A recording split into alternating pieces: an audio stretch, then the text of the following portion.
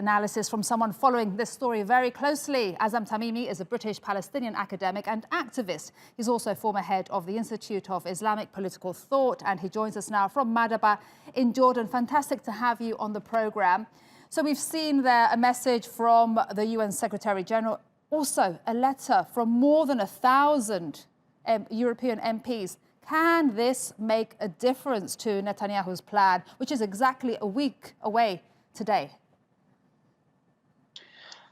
I think they might eventually compel him to reconsider, especially if the United States of America, as we understand, or as the Trump administration, as we understand, finds it inconvenient for Trump's own purposes for annexation to proceed.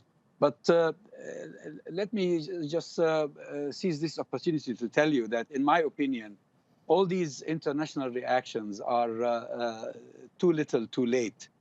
Israel has been preparing for this eventuality for the past 25 years at least. And the expansion of settlement projects across the West Bank, the various measures undertaken by the Israelis, the demolition of Palestinian houses, the deportations, various restrictions on the Palestinians were actually leading us to this sort of eventuality. So is there anything that can actually stop Netanyahu from here till next week?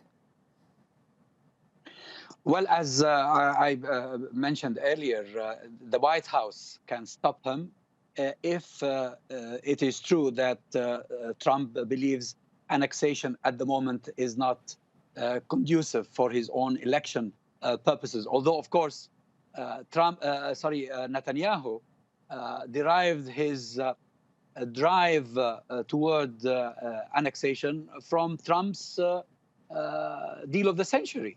It was Trump who actually gave him the license to make that choice. But do you see Trump making that reversal and changing his opinion? There are indications that Trump believes, or people around Trump believe, that annexation at the moment could be detrimental to his own chances when it comes to his election campaign. This is the only consideration. And by the way, there is massive opposition within Israel itself to annexation. Not out of sympathy for Palestinian rights. They never really recognize or respect Palestinian rights, but out of fear that that annexation might backfire and might lead to a third intifada. And how important is that voice that we're hearing and those demonstrations from Israelis in Israel? We've been reporting on them, on these protests on TRT World. How important is that voice? Well, collectively, all these objections from within Israel, from within Europe, from the international community at large, they could together bring pressure to bear on the current Israeli regime. But it remains to be seen. Azzam Tamimi, thank you very much indeed for your analysis and your time. Always a pleasure to speak to you.